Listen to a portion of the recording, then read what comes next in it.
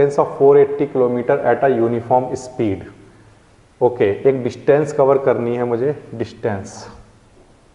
First case, distance कितनी cover करनी है? डिस्टेंस कवर करनी है मुझे 480 किलोमीटर, ठीक है, एट अ यूनिफॉर्म स्पीड। तो मैंने मान लिया let the speed be x kilometre per hour. Speed मैंने कितनी मान ली? x kilometre per hour. If the speed had been 8 kilometre per hour less, then it would have taken 3 hours more to cover same distance. We need to find the speed of the train. जो हमें find करना होता है उसी को हम क्या मान लेते हैं? x मान लेते हैं। तो हमने क्या मान लिया? Let the speed of train would be x kilometre per our. Okay, distance कितनी कवर करनी है? 480 किलोमीटर, ठीक। तो आपने एक फॉर्मूला पढ़ा है, कौन सा फॉर्मूला पढ़ा है? स्पीड इक्वल होती है किसके? डिस्टेंस अपॉन टाइम के। तो speed equals to distance upon time. Okay, speed कितनी है हमारी अभी? x। डिस्टेंस कितनी कवर करनी है? 480। अपॉन में क्या? टाइम, ये, ठीक। ये टाइम इधर लेकर आ जाइए, तो क्या आ जाएगा time? 480 upon x। This is equation number 1, ठीक है। क्या कर दिया? स्पीड कितनी मानी हमने? x। कितनी डिस्टेंस कवर करनी है? 480 किलोमीटर। तो हमें एक डिस्टेंस कवर करनी है 480 किलोमीटर, और कितनी स्पीड से जाना है? x किलोमीटर पर आवर की स्पीड से, ठीक है। स्पीड पता है, डिस्टेंस पता है, तो हम क्या पता कर सकते हैं? टाइम। कैसे? Speed equals to distance upon time. Speed कितनी है? x। डिस्टेंस कितनी चलनी है? 480, और अपॉन में टाइम। ये टाइम इधर लेकर आ गया, x यहाँ लेकर आ गया, तो ये टाइम निकल गया। जाने में कितना टाइम लगेगा? ठीक। अब आगे सुनिए आप, वो कह रहा है कि आप स्पीड को कम कर दीजिए। ये हो गया फर्स्ट केस। सेकंड केस देखिए आप। सेकंड केस में उसने कहा if the speed had been 8 kilometre per hour less. अब पहले स्पीड कितनी थी? x, लेकिन अब इस बार उसमें से 8 किलोमीटर पर आवर स्पीड कम कर दो। तो ये लोग मैंने कम कर दिया, ठीक है। अब फिर से डिस्टेंस वही चलनी है, लेकिन इस बार स्पीड कितनी है? x minus 8 kilometre per our, ठीक है। उस स्पीड में हमने कुछ स्पीड कम कर दी, ठीक है। तो अब जो नई स्पीड हमारे पास आई है वो है ये, ठीक है। Then it would have taken 3 hour more to cover same distance, ठीक है। सेम डिस्टेंस, डिस्टेंस अभी भी कितनी चलनी है? तो आंसर है डिस्टेंस सेम रहने वाली है, 480 किलोमीटर, ठीक है। तो मैं फिर से क्या निकाल सकता हूँ? टाइम। कैसे?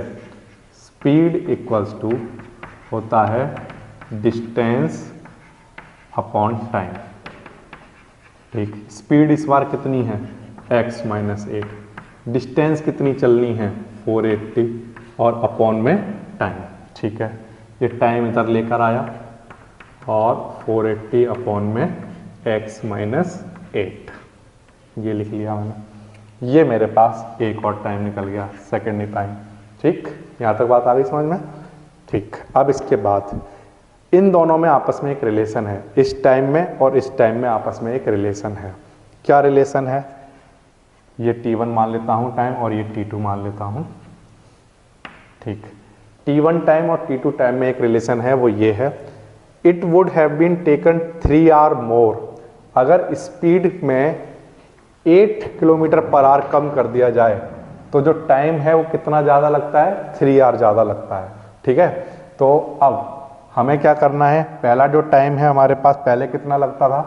480 अपॉन x।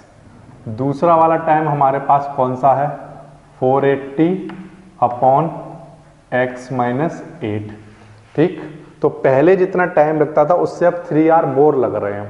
तो जो 3 आवर मोर है वो बड़ा कन्फ्यूजन रहता है स्टूडेंट को कि 3 आवर मोर इधर ऐड करें या इधर ऐड करें। तो उसको करने का बिल्कुल आसान एक तरीका बता रहा हूँ आपको। आप ऐसे सोच लें अपने माइंड में कि अगर पहले 4 घंटे लगते थे, ठीक है, अब 3 ज़्यादा लगते हैं, तो यानी कि अब 7 लगते होंगे, ठीक है। फिर से पहले मान लो 4 आवर लगते थे, अब 3 आवर मोर लग रहे हैं, तो इसका मतलब अब कितने लगते होंगे? 7। तो बताओ इन दोनों डिजिट को इक्वल बनाने के लिए 3 इधर ऐड करूं या इधर ऐड करूं? तो आंसर है इधर ऐड करिए। ठीक, ये बात आ गई समझ में। और एक और एग्जांपल, 3 आर मोर लग रहे हैं, तो यानी अगर मान लो अभी पहले 2 लगते थे, पहले कितने लगते थे 2, तो अब 3 ज़्यादा लगने लग गए हैं, यानी कि अभी कितने लग रहे हैं 5 लगने लगे होंगे, है ना। तो बताओ इन दोनों डिजिट को इक्वल बनाने के लिए 3 किधर ऐड करूं? तो आंसर है इधर ऐड करो। बिल्कुल सिंपल सी है। एक तरीका तो ये हो गया कि इस क्वेश्चन में 3 इधर ऐड होगा। ठीक, ये बात आ गई समझ में।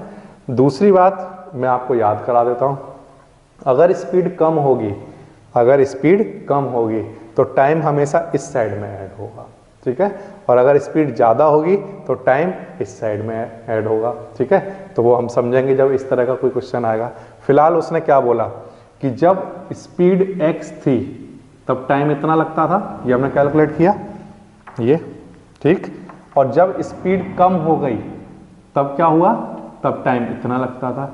ये टाइम इस टाइम से कितना ज़्यादा है, 3 ज़्यादा है, तो 3 किधर ऐड करना है, इस साइड में ऐड करना है। ठीक, अब इसको आगे सॉल्व करिए। तो 480 अपॉन x, ये 480 अपॉन x माइनस 8, ये उधर ले जाइए, तो 480 अपॉन x, इधर क्या बच गया है 3, ये 3 ऐसे ही लिखा, 480 अपॉन x माइनस 8 ये लिखा, और ये उधर गया तो माइनस में आ गया। ठीक है, अब लेना होता है आपको एलसीएम। एलसीएम लीजिए, एलसीएम में 2 क्वांटिटी आएंगी, एक तो x माइनस 8 आएगा और एक x आएगा। ठीक, x माइनस 8 से x माइनस 8 कैंसिल, इस x का मल्टीप्लाई यहाँ पर कराइए, कितना आएगा 480x। ठीक है, माइनस इस x से x कैंसिल, तो x माइनस 8 का मल्टीप्लाई यहाँ पर होगा 480 और साथ में क्या x माइनस 8, ये क्वांटिटी आ जाएगी। अच्छा, अब आगे सॉल्व करिए, इधर क्या चल रहा है सब जगह 3, 480x माइनस 480 का मल्टीप्लाई यहाँ पर कराइए तो कितना आएगा 480x, और ये याद रखिए माइनस और ये माइनस मिलकर क्या हो जाएगा प्लस, इधर इसका मल्टीप्लाई करा लीजिए। ठीक, और अपॉन में क्या चल रहा है, ये इसका भी मल्टीप्लाई करा लो, x² माइनस 8x। ठीक, यहाँ तक आ गई बात समझ में। अब इसके बाद क्या करना है, ये क्वांटिटी इधर मल्टीप्लाई में आएगी, तो इसको इधर मल्टीप्लाई में ले जाओ, तो क्या करेंगे हम 3x² माइनस 8x, 3 के पास इसको लेकर चले गए, इधर 480x से 480x कैंसिल हो गया, तो क्या बच गया 3840। ये बात आ रही समझ में। ठीक, अब इसके बाद 3 ये डिवाइड में ले जाओ,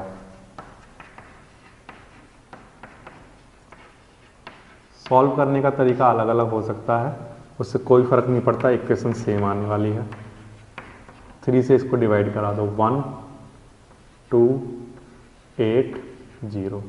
ठीक, ये इधर लेकर आओ, x² माइनस 8x माइनस 1280, ये आपके सामने एक इक्वेशन आ जाएगी। ठीक है, और ये कैसी इक्वेशन है, एक क्वाड्रेटिक। तो ध्यान दीजिए मैंने कैसे किया, फिर से बताता हूँ आपको एक बार। मुझे एक डिस्टेंस चलनी है यहाँ से यहाँ तक 480, मैंने माना कि मैं x की स्पीड से जाता हूँ, तो मुझे डिस्टेंस पता थी, स्पीड पता थी, तो स्पीड कितनी x, डिस्टेंस कितनी 480, तो डिस्टेंस और स्पीड लेकर क्या रिलेशन होता है, speed equals to distance upon time. Speed x रख लिया, डिस्टेंस 480 और टाइम हम निकालना चाहते हैं, ये टाइम इधर लेकर आ गए, ये इधर। तो अगर मैं x की स्पीड से जाता हूं तो 480 किलोमीटर कवर करने में मुझे कितना टाइम लगेगा, 480 अपॉन x। ठीक, अब मान लो मैं स्पीड 8 कम कर देता हूं, तो x में से 8 कम कर दिया, लेकिन डिस्टेंस अभी भी मुझे कितनी चलनी है 480। ठीक है, तो अब मैं इसको सॉल्व करता हूं, तो अब टाइम कितना आया 480 अपॉन x माइनस 8। अब उसने क्वेश्चन में बोला है कि जब हम स्पीड कम कर देते हैं तो ये वाला टाइम इससे कितना ज़्यादा है, ये वाला टाइम 3 ज़्यादा है, 3 आर मोर लगते हैं। अगर स्पीड हम कम कर देते हैं तो 3 आर मोर लगते हैं। तो बताइए इसकी इक्वेशन कैसे बनेगी। तो आंसर बिल्कुल सिंपल सा है, आप पहले कितना टाइम लगता था 480 अपॉन एक्स, ये टाइम लगता था पहले। जब आपने स्पीड कम कर दी तब टाइम कितना लगता था, 480 अपॉन एक्स माइनस 8, ठीक, इतना टाइम लगता था। लेकिन ये वाला टाइम इस वाले टाइम से कितना ज़्यादा था, 3R मोर। तो 3R मोर किस साइड में ऐड होंगे, इधर ऐड करूं या इधर ऐड करूं? तो आंसर है इसका, बिल्कुल सिंपल सा तरीका है सोचने का कि आपने यहाँ पर लिख लो कोई भी नंबर लिख लो 2, और अगर 3R मोर लग रहे हैं तो इसका मतलब यहाँ 5 रहे होंगे। तो अब बताओ इन दोनों नंबर को इक्वल बनाने के लिए 3 इस साइड ऐड करूँ कि इस साइड? तो आंसर है इस साइड ऐड करो, तो इसका मतलब इस साइड ऐड होगा। ठीक, ये समझ आ गया।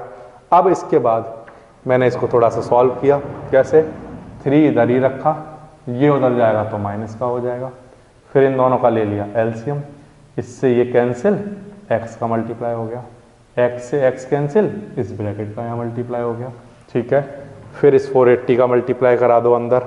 ये बात यहाँ याद रखा करो कि माइनस माइनस क्या होना चाहिए, प्लस, ठीक है, ये बात याद रखोगे। और फिर ये नीचे वाले नंबर को मल्टीप्लाई करा के यहाँ पर लेकर आ जाओ, थोड़ा सा सॉल्व करो, आपके सामने एक क्वाड्रेटिक इक्वेशन आ जाएगी। तो ये है एक आसान वाला क्वेश्चन, और ये थी आपकी एक एक्सरसाइज, आसान वाली एक्सरसाइज, एक्सरसाइज 4.1। पार्ट जो है मेरे पास वो है a cottage industry produce a certain number of toys in a day, ठीक है। तो क्वेश्चन आपको दिखाई दे रहा है, जो क्वेश्चन है उसको देखते जाइए, और मैं क्वेश्चन को यहाँ से पढ़ रहा हूँ और इसको सॉल्व करता जा रहा हूँ। A cottage industry produce a certain number of toy in a day, तो मैंने माना let the number of toy produce in one day, one day में कितने टॉय प्रोड्यूस करती होगी, तो मैंने माना x टॉय प्रोड्यूस करती होगी, ठीक। आगे क्वेश्चन में उसने कहा है the cost of production of each toy was found to be 55 minus the number of toy produce in a day. बिल्कुल आसान सी बात हो गई है। तो cost of one article, one toy बल्कि लिखना चाहिए मुझे, चलिए ठीक है मैं लिखता हूँ वन टॉय। एक टॉय की कॉस्ट उसने क्या कहा है, it was found to be 55 minus the number of toys, 55 minus the number of toy produce in one day, ठीक। कैसे किया, कोई भी एक फैक्ट्री है, कोई भी एक कंपनी है, वो क्या करती है, टॉयज बनाती है। वो एक दिन में कितने टॉयज बनाती है, x, ठीक है। और उसके एक टॉय की कॉस्ट कितनी है, तो आंसर है 55 माइनस एक दिन में जितने टॉय बन जाते हैं वो, ठीक है। तो ये कॉस्ट कितनी हो गई एक आर्टिकल की, 55 माइनस x, ठीक। बिल्कुल आसान है यहां तक करना। अब टोटल कॉस्ट निकालना चाहते हैं, टोटल कॉस्ट। आप एक फैक्ट्री में टॉय बनाते हैं, एक टॉय सपोज करिए 2 रुपए का आता है, 2 का, है ना। तो 10 टॉय कितने के आएंगे, तो आंसर है 2 इंटू 10 कराइए, आंसर है 20 आ जाएगा, है ना। अगर मैंने आपसे पूछा कि एक कंपनी बनाती है एक टॉय और उसकी कॉस्ट, एक टॉय की कॉस्ट 5 रुपीज है, ठीक है, तो 2 टॉय कितने के ले लोगे आप, तो आप आंसर दोगे 10 के। तो कैसे निकाला आपने, नंबर ऑफ टॉय जितने आप चाहते हैं और उसकी एक की कॉस्ट से मल्टीप्लाई करा दिया। तो यही कंसेप्ट हम यहाँ पर सिंपल लगा लेते हैं कि एक दिन में टॉय कितने बन रहे हैं, x, एक टॉय की कॉस्ट कितनी है 55 माइनस x, तो एक टॉय की कॉस्ट को टोटल नंबर ऑफ टॉय से मल्टीप्लाई करा दें तो यहां से क्या निकल जाएगी, टोटल कॉस्ट, ठीक। बिल्कुल सिंपल है। तो टोटल कॉस्ट उसने क्वेश्चन में क्या गिवन है, तो उसने क्वेश्चन में कहा है on a particular day the cost of production was ₹750, ठीक। टोटल कॉस्ट क्वेश्चन में गिवन है 750 इक्वल्स टू x का मल्टीप्लाई कराइए 55x माइनस एक्स स्क्वायर, ये सब कुछ इधर लेकर आइए, x square minus 55x plus में यहाँ पहले से क्या चल रहा है 750 इक्वल्स टू 0, ये आ जाएगा। अच्छा, अब इस क्वांटिटी का आपको करना है factorisation by split the middle term, ठीक। कैसे करें, यहाँ पर करने का तरीका ये है कि यहाँ पर जो नंबर लिखा होता है उस नंबर का मल्टीप्लाई यहाँ कराओ, ठीक है, और इसको मल्टीप्लाई कराने के बाद क्या आंसर आया हमारे पास 750, उसके कराओ फैक्टर, 2 3 जा 6, 2 7 जा 14, 2 5 जा 10, अब इसके बाद 3 से 3 1 जा 3, 3 2 जा 6, 3 5 जा 15। इसके बाद 5 से करा लें, 5 2 जा 10, 5 5 जा 25। इस तरह से इसको सॉल्व करते गए आप। तो इसका स्प्लिट द मिडिल टर्म करने पर ये नंबर आ रहे हैं। ये नंबर हमारे पास फैक्टर करके बने 750 के। इन नंबर्स में से स्टार्टिंग के ये 3 नंबर लेने पर 30 आता है और 5 और 5 लेने पर 25। तो 30 और 25 ये नंबर बनते हैं। तो x² minus 30x minus 25x plus 750 equals to 0। इन दोनों में से क्या कॉमन है? x, तो क्या बचेगा x माइनस 30। इनमें से क्या कॉमन है? 25, तो क्या बचेगा x माइनस 30 इक्वल्स टू 0। एक तो आ जाएगा x माइनस 30 वाला ब्रैकेट और एक आ जाएगा x माइनस 25 वाला। ठीक है, तो यहाँ से x की 2 वैल्यू आएंगी। एक तो x की वैल्यू आ जाएगी 30 और एक x की वैल्यू आ जाएगी 25। इन दोनों में से कोई भी एक वैल्यू हो सकती है। ठीक है, वहाँ पर ऐसे दिया हुआ है कि जो एग्जाम्पल 1 है उसमें जो प्रॉब्लम गिवन है उनको आपको सॉल्व करना है। तो वो पेज नंबर 71 पर बड़े आसानी से मिल जाएंगे आपको। ओके, चलिए क्वेश्चन देख लेते हैं क्या है, बिल्कुल आसानी से। John and Jeevanti together have 45 marble. ये है जॉन, ये है जीवंती, दोनों के पास मिलाकर कितने मार्बल हैं? 45। ठीक है, तो सपोज करो जॉन और जीवंती, ठीक है, जॉन और जीवंती दोनों को मिलाकर 45 है। तो अगर मैं जॉन के मार्बल x मान लूं, है ना, जॉन के मार्बल x मान लूं, तो जीवंती के मार्बल कितने होंगे?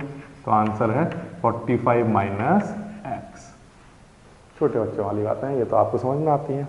ठीक, तो let the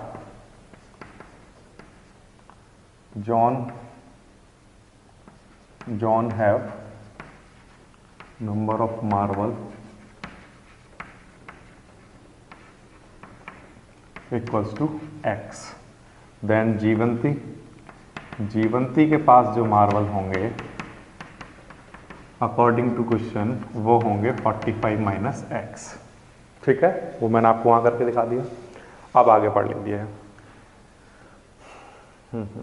And the product of number of marble, okay, both of them lost 5 marble each।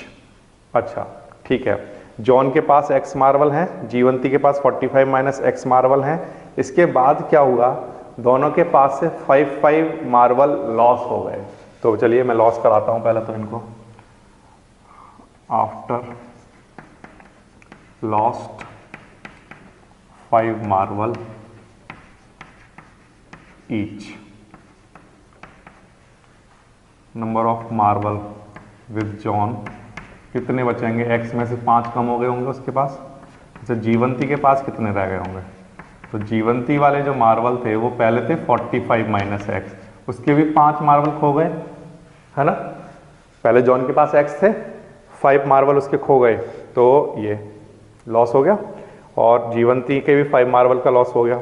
तो जीवंती के पास कितने बचे? अब 45 में से 5 माइनस करिए, ये बचे 40 माइनस x। ठीक, बिल्कुल आसान बात।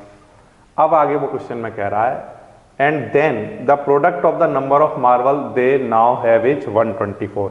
अब इनके पास 5 मार्बल खो जाने के बाद अब जो मार्बल इनके पास रह गए हैं अकॉर्डिंग टू क्वेश्चन, उन दोनों मार्बल का प्रोडक्ट अगर हम करा दें तो वो किसके इक्वल है? 124 के, इसके इक्वल है। समझ में आ गया होगा आपको। ठीक, अब इसका मल्टीप्लाई कराइए। x का 40x माइनस x², यहाँ पर कराइए 200 प्लस 5x इक्वल्स टू 124। इसका मल्टीप्लाई कराइए, फिर 5 का कराइए। ठीक है, ये हाँ माइनस x² चल रहा है इधर, 200 प्लस का 5x और प्लस का 40x प्लस का 45x। ठीक है, और ये उधर जाएगा तो कैसा हो जाएगा? प्लस का, तो ये कितना बना देगा इसे? 324। ये सारी क्वांटिटी भी उधर लेकर जाइए, तो x² प्लस का हो जाएगा, 45x माइनस का हो जाएगा, और प्लस में क्या चल रहा है उधर? 324 इक्वल्स टू 0। पहले इसका मल्टीप्लाई करा लो। इसके बाद क्या करना होता है, ये मैं केवल 200 को उधर ले गया तो 324 आ जाएगा ना। इसके बाद ये माइनस का है तो ये उधर जाकर प्लस का होगा, ये माइनस का हो जाएगा और ये पहले से उधर चल ही रहा होगा 324। अब इस क्वांटिटी के आपको फैक्टर कराने हैं तो स्प्लिट द मिडिल टर्म को हम यूज करेंगे x square minus 45x plus 324 equals to 0। Split the middle term कराने के लिए हमें क्या करना होता है, तो आंसर है एक्स स्क्वायर का जो कोफिशिएंट है उसका मल्टीप्लाई कराओ यहाँ पर। तो एक्स स्क्वायर का कोफिशिएंट यहाँ पर कितना है, अभी 1 है। 1 का मल्टीप्लाई जब हम यहाँ कराएंगे तो आंसर कितना आएगा 324।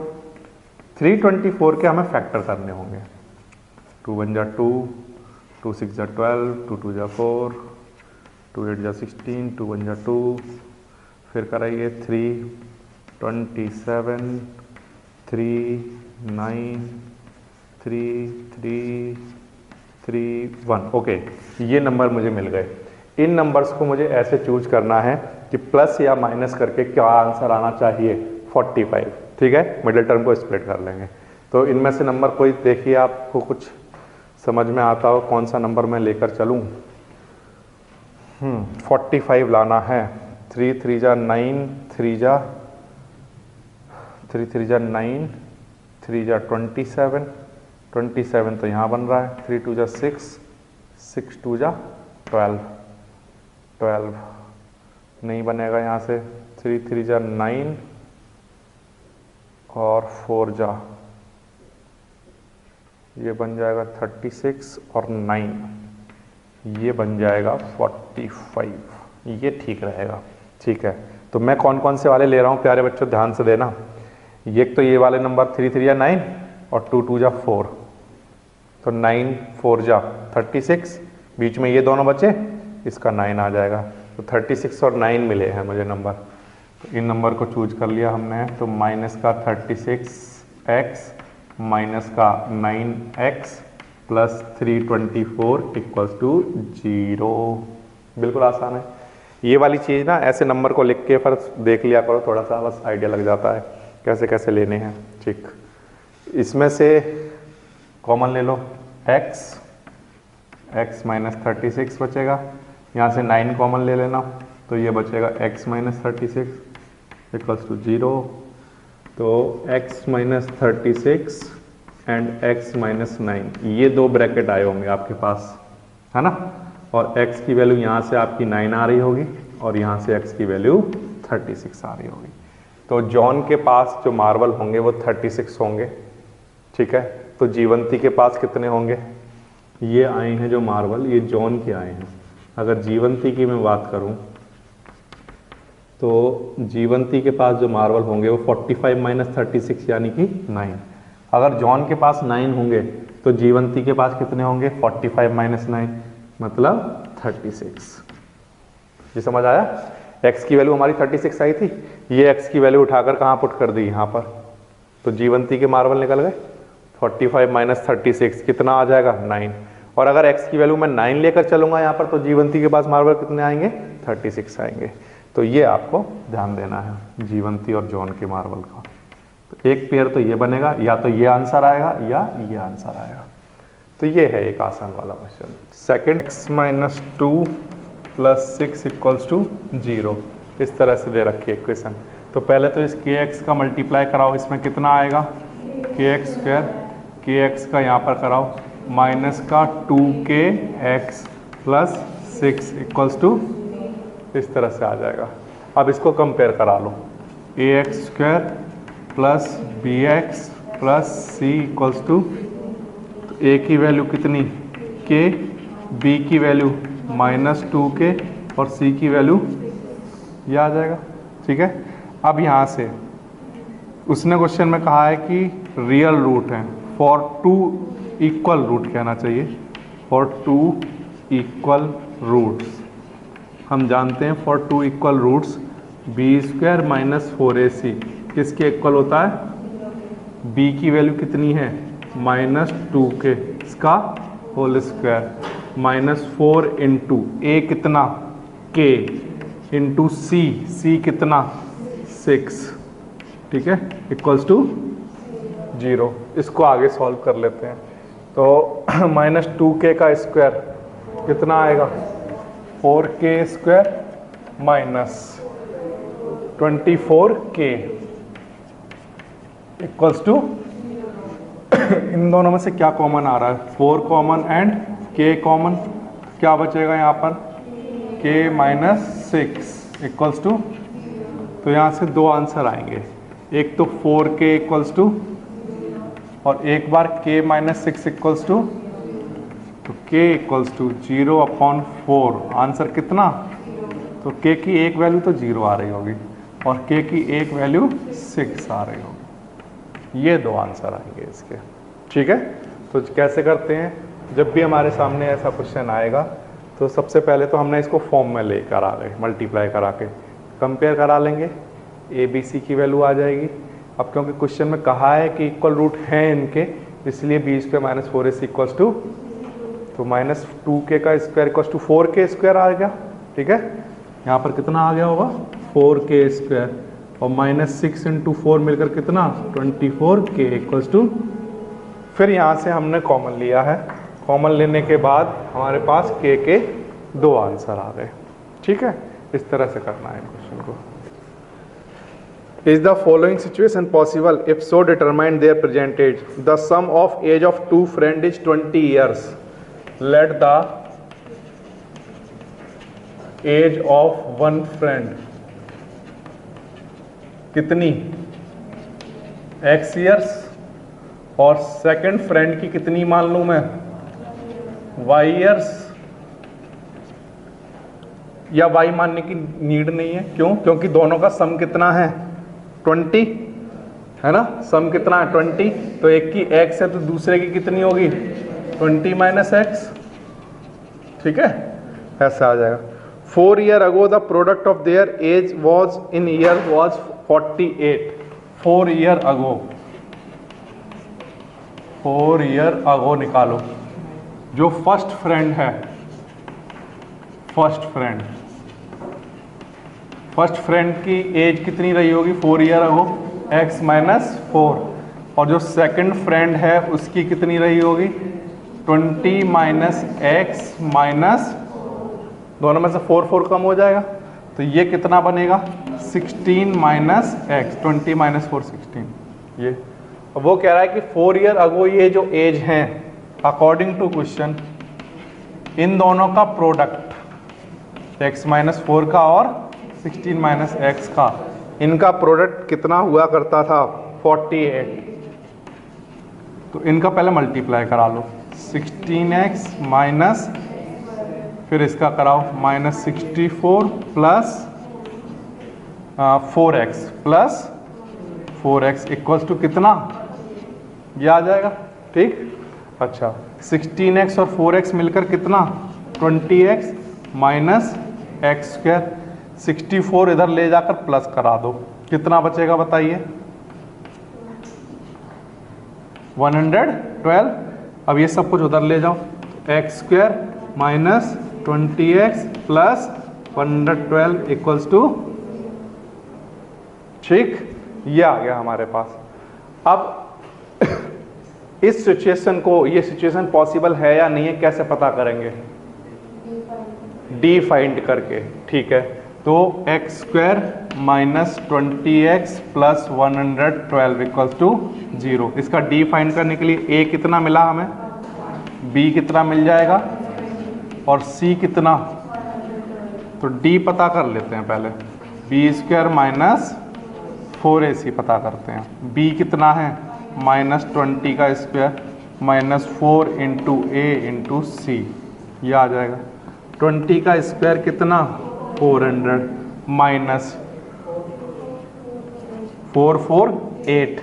अब इसको अगर हम देखें तो आंसर कितना आएगा माइनस का 48, तो हम ये कहेंगे कि जो डी का आंसर आ रहा है वो लेस देन 0 आ रहा है, नेगेटिव आ रहा है, इसका मतलब इसके रियल रूट नहीं होंगे, तो हम लिखेंगे नो रियल रूट्स। अगर रियल रूट्स नहीं है इस बात का मतलब ये सिचुएशन पॉसिबल नहीं है। ये समझ गए आप? ठीक, तो कैसे किया, दो फ्रेंड हैं, एक की एज x मानी, अब दोनों का सम 20 था एज का, तो इसलिए दूसरा 20 - x होगा। 4 ईयर अगो की बात करें तो ये प्रेजेंट एज में लेकर चला हूँ। कौन सी एज है ये? Present age. तो 4 ईयर अगो ये x-4 रहा होगा, इसकी एज में भी 4 कम रहा होगा। ये जो एज आई हैं इनका प्रोडक्ट कितना था? 48। थोड़ा सा सॉल्व किया, सॉल्व करने के बाद एक इक्वेशन मिल गई। उस इक्वेशन का जब डी निकाला तो उसका आंसर नेगेटिव आया, इसका मतलब ये सिचुएशन पॉसिबल नहीं है। ठीक है, इक्वल्स टू, है ना बेटे। अब इसको हम कंपेयर जब करा रहे थे तो हमारे पास ए की वैल्यू आई थी, बी की वैल्यू भी आ गई थी और सी की वैल्यू भी आ गई थी, है ना।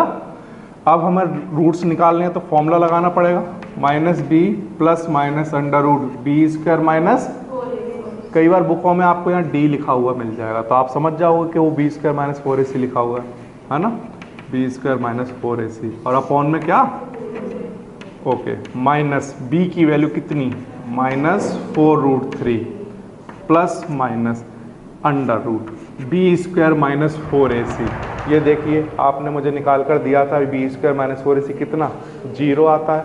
ठीक है, तो यहाँ पर 0 लिख लेंगे और अपॉन में 2a, a की value 3, x equals to minus minus plus, plus minus क्या अपॉन में, तो इसका मतलब x के दो आंसर आ रहे होंगे, एक तो 4√3 प्लस 0/6 और एक आंसर 4√3 माइनस 0/6।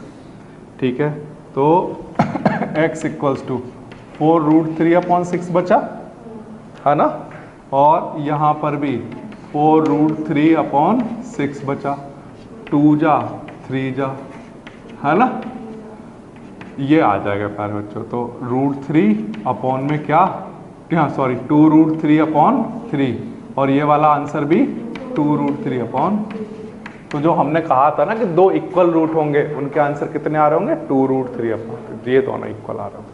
जो समझ में आ रहा है कैसे कर रहा हूं।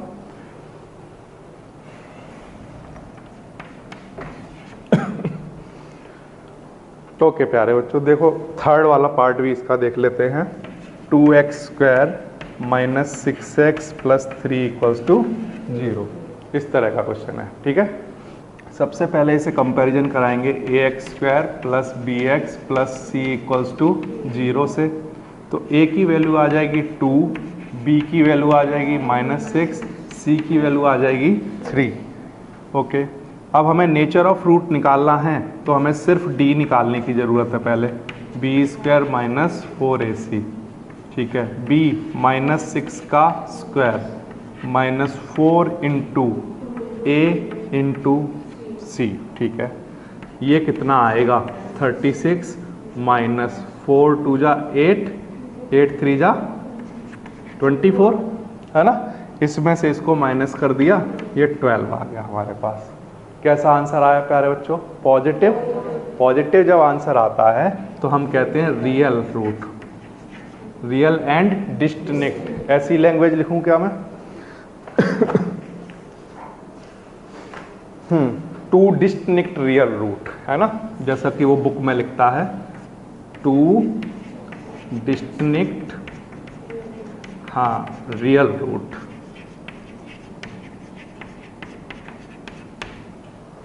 ठीक है, ऐसा आ जाएगा। अगर रियल रूट आएंगे तो उसने क्वेश्चन में क्या कहा है कि उनको फाइंड भी करके दिखाइए, तो मैं फाइंड करके दिखा देता हूँ आपको। ये हमारे पास इक्वेशन है, इस इक्वेशन में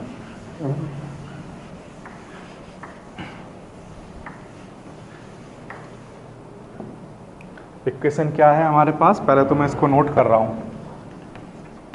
2x² minus 6x plus 3 equals to 0, है ना, ये इक्वेशन है। यहाँ पर a की वैल्यू हमें पता है 2, b की वैल्यू पता है -6 और c की वैल्यू हम जानते हैं 3, है ना, यहाँ तक ठीक है। अब इसके बाद हमें रूट निकालने हैं, तो देखो रूट कैसे निकालेंगे, x equals to -b plus minus under root b² minus 4ac और अपॉन में क्या, ऐसे, ठीक, माइनस b की value -6 plus minus under root b² minus 4ac। ये हमने अभी सॉल्व किया था, कितना आया 12, तो ये 12 हमने यहाँ पर डायरेक्ट लिख रहे हैं अपॉन में 2a, a कितना 2, ठीक, ये आ जाएगा। अब minus minus plus 6 plus minus, ये 12 को हम क्या लिख सकते हैं 4 इंटू 3 अपॉन में क्या है ना x equals to 6 plus minus 4 का 2 बाहर, √3 रह जाएगा अपॉन में। अब इसके बाद x equals to 6 plus 2√3 upon और x equals to 6 minus 2√3 upon 4, ये आ जाएंगे। इस तरह से चलेंगे दो रूट। अब इन दोनों में से क्या कॉमन आ रहा है 2 कॉमन है, तो क्या बचेगा 3 प्लस अपॉन, इससे ये कैंसिल हुआ, क्या आएगा 3 प्लस √3 अपॉन, ये समझ में आया। ऐसे इस वाले में 2 कॉमन लो, क्या बचेगा 3 माइनस √3 अपॉन 2 से ये कैंसिल हो जाएगा 2 टाइम, तो यहाँ पर बताओ x की वैल्यू कितनी आएगी 3 माइनस √3 अपॉन, ये दो आंसर आ जाएंगे, ठीक है। तो इस तरह के जब क्वेश्चन आएंगे आपके सामने जिनमें हमें क्या निकालने हैं नेचर ऑफ रूट्स, तो उनमें सबसे पहले क्या करते हैं बताइए, सबसे पहले d निकालते हैं b² माइनस 4ac, उसके साइन के बेसिस पर, मतलब अगर वो इक्वल्स टू 0 है तो कैसे 2 इक्वल रियल रूट्स है ना, अगर प्लस का आंसर आ जाए पॉजिटिव आंसर आए तो रियल डिस्टिंक्ट रूट, ठीक है, नेगेटिव आंसर आ जाए तो नो रियल रूट। और अगर रियल रूट्स आंसर आ रहे हैं यानी कि इक्वल्स टू 0 आ जाए या पॉजिटिव आंसर आ जाए तो फिर क्वाड्रेटिक फॉर्मूले में वैल्यू रख के उनके दोनों रूट्स भी निकाल लें आपको, ठीक है।